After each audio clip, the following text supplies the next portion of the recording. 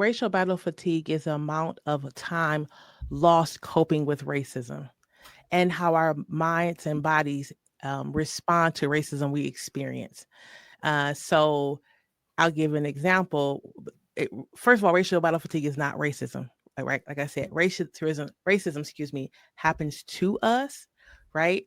And racial battle fatigue is how we respond. And so examples of this would be crying in the car, hypervigilance, resentment, increased spirituality, disconnection from family, hives, panic attacks, silence, um, increased drinking, decreased ability to sleep, right? Nightmares. These are all ways that racial battle fatigue shows up in the body.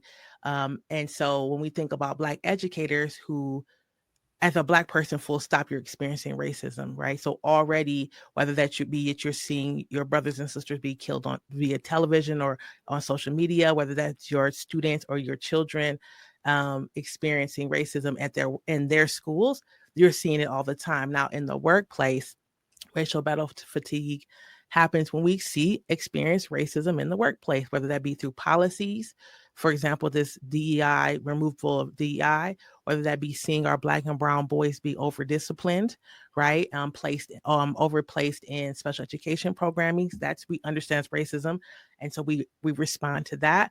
That's also happening to racism happening to us, either through administrators, through our parents or students, through community coming into the workplace and harassing and bothering us or mobbing us. These are all the ways that we experience the racism. And then from that, we have this response, which is, again, this could be crying in the car. This can be not able to go to work. This can be denial. It can be the resentment. I hear a lot of folks saying things like, I just close my door and I teach my class, right? And I just don't want to be bothering people because they're trying to lessen the racism that they're experiencing.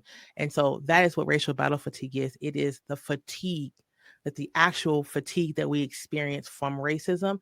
And Dr. William Smith, who coined that term, talked about racial battle fatigue in that way because it is a fight, right? We're experiencing a battle, and it's the same type of responses that people who go to war, like Iraq, like any other place, how their bodies respond is how our bodies are responding to racism.